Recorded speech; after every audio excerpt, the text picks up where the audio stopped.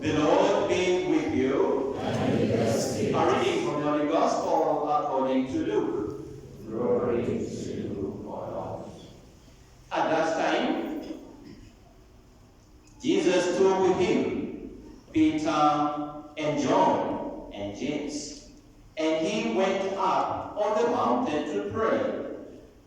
And as he was praying, the appearance of his countenance was altered, and his clothing became dazzling white. And behold, two men talked with him, Moses and Elijah, who appeared in glory and spoke of his exodus, which he was to accomplish at Jerusalem. Now, Peter and those who were with him were heavy with sleep, but kept awake. And they saw his glory, and the two men who stood with him. And as the men were parting from him, Peter said to Jesus, Master, it is well that we are here. Let us make 3 booths. One for you, one for Moses, and one for Elijah, not knowing what he said. And as he said this, a cloud came and overshadowed them, and they were afraid as they entered the cloud. And a voice came out of the cloud, saying, This is my son, my chosen. Listen to him. And when the voice had spoken, Jesus was found alone. And they kept silent and told no one in those days anything of what they had seen. The Gospel of the Lord. Praise you, Lord Jesus Christ.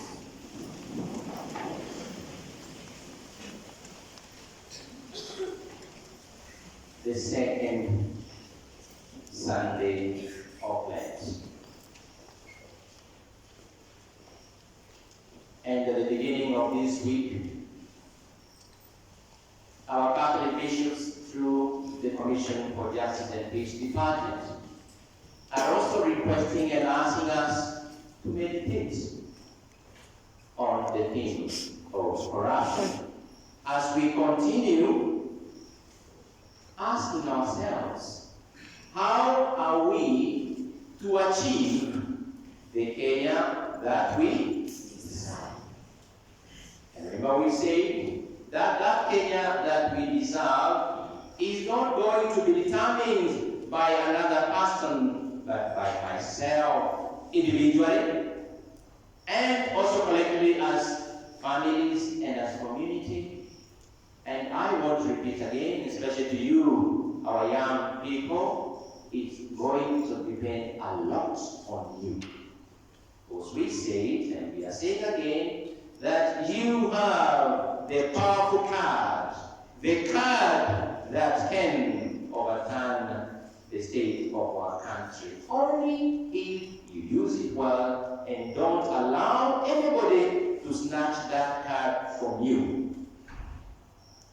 Our politicians, just like the devil, are prowling around looking for how they can snatch that card from you, that you will not be the ones to deal that card.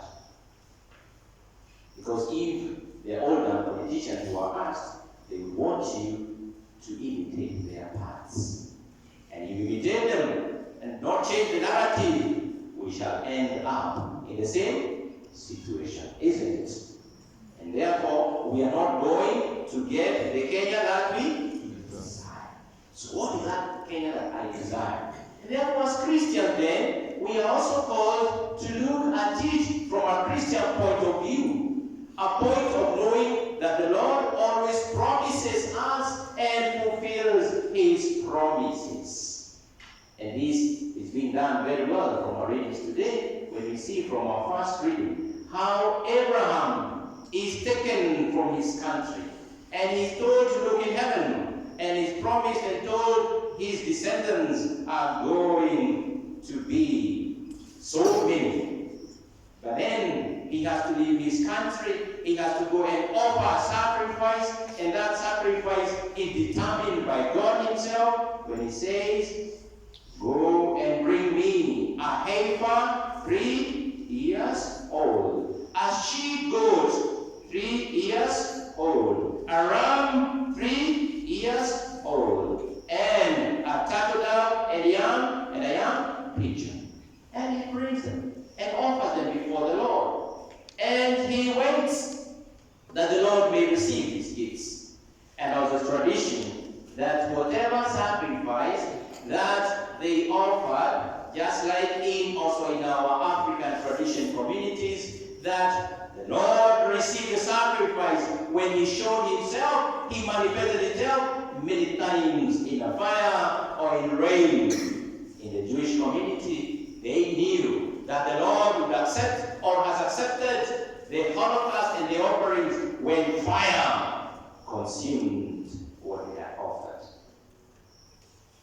Abraham waits and he waits, and what happens? Even in his coming, his eyes become heavy with what? With sleep, and he falls asleep.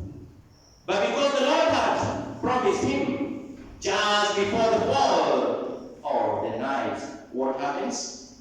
When the sun had gone down and it was dark, behold, a smoking fire. A smoking fire. Not just fire. Where was it? It was in a pot. A smoking fire pot.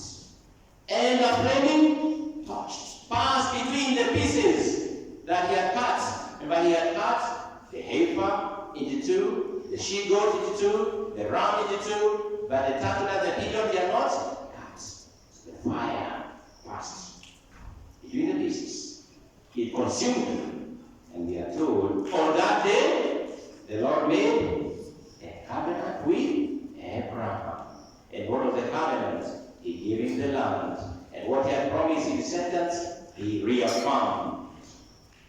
There are many times, my dear brothers and sisters, when we are asked by God to come and pray, to offer sacrifice, we get tired of the way, just like Abraham. Our eyes become heavy. We have been praying, and we think that the Lord has forgotten us.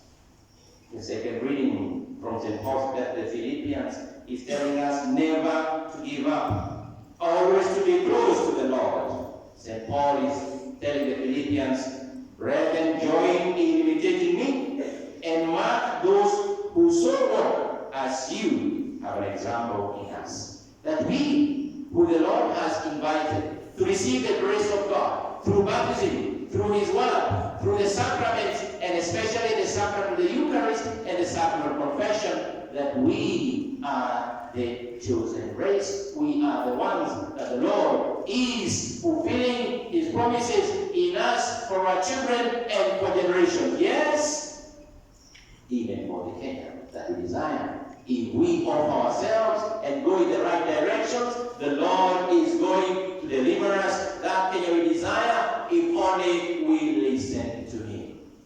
Have we not answered very well in the responsorial psalm? The Lord is my light and my salvation. The Lord is my light and my salvation. I repeated that chant. Did I repeat it from my heart? Or just because the cantor was asking us to repeat? Brothers and sisters, let us make that a prayer in our hearts. Let us make that a prayer in our family. Let us make that a prayer for our community, a prayer for our country. The Lord is my light and my salvation.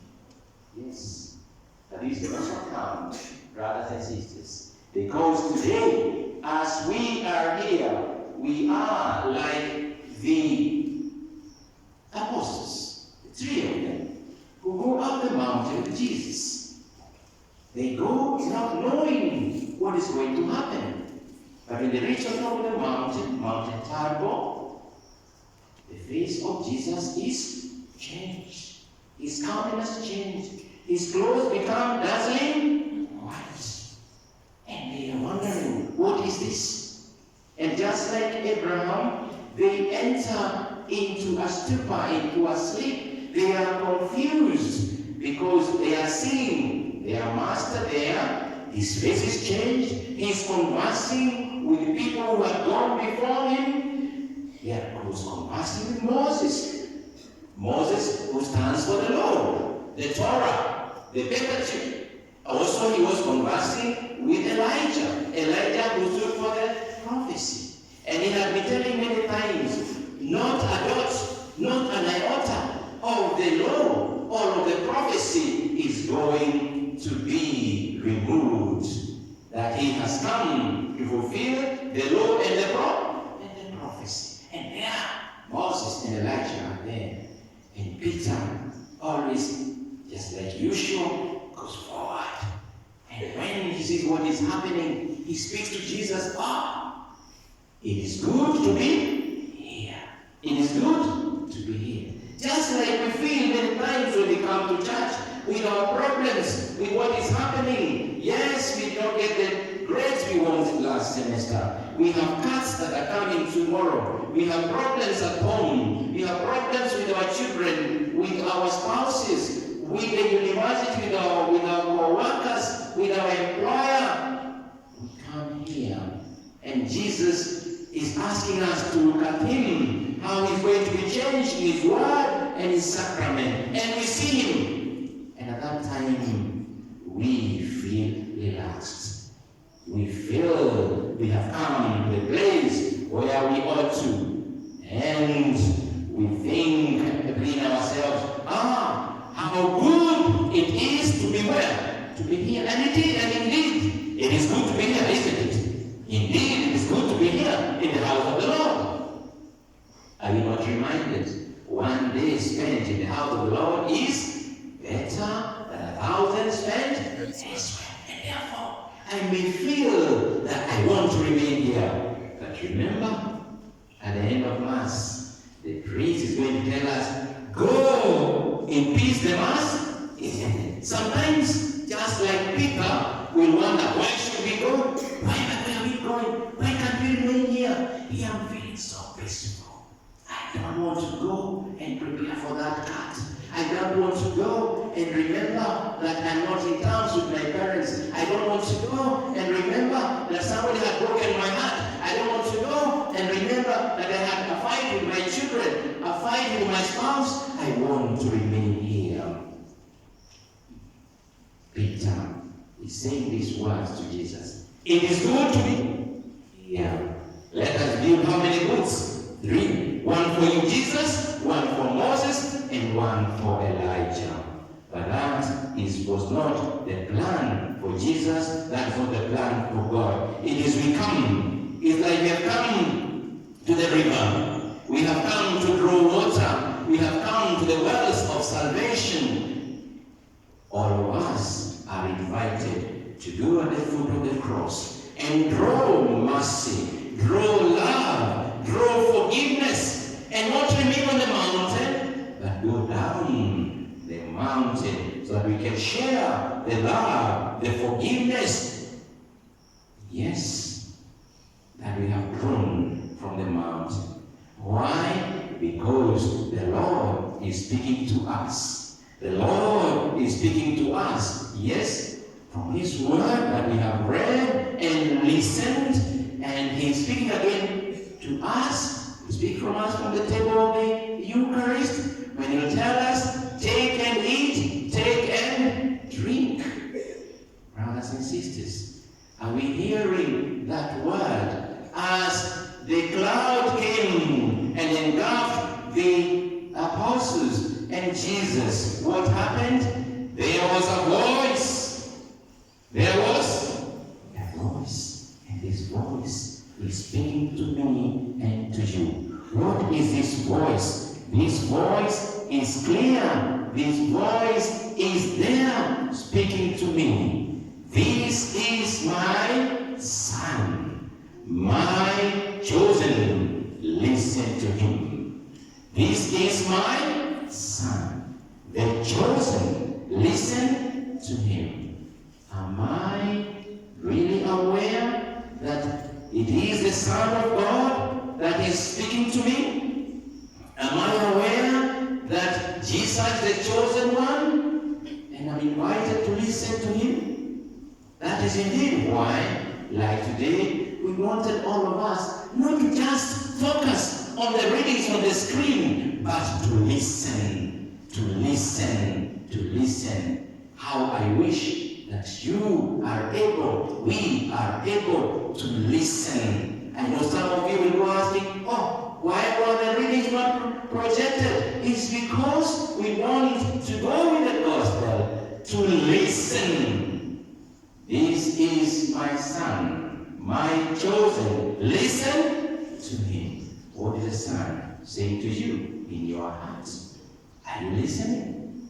And when I offer my offerings before the Lord, even when I should get tired, even when I should sometimes fall asleep, let me not give up. Let me know that the moment is coming when the Lord will come with a fire pot and a flaming flame, and my sacrifice will be received. Let us offer, therefore, brothers and sisters, today our sacrifice that all of us are called to as the chosen ones, as the blessed ones, so that we can all walk in the light of Christ. On this second Sunday of Lent, let me walk in the light of the Lord. Let me walk as a pilgrim in this Jubilee year, a pilgrim who knows that this pilgrimage is going to come to an end.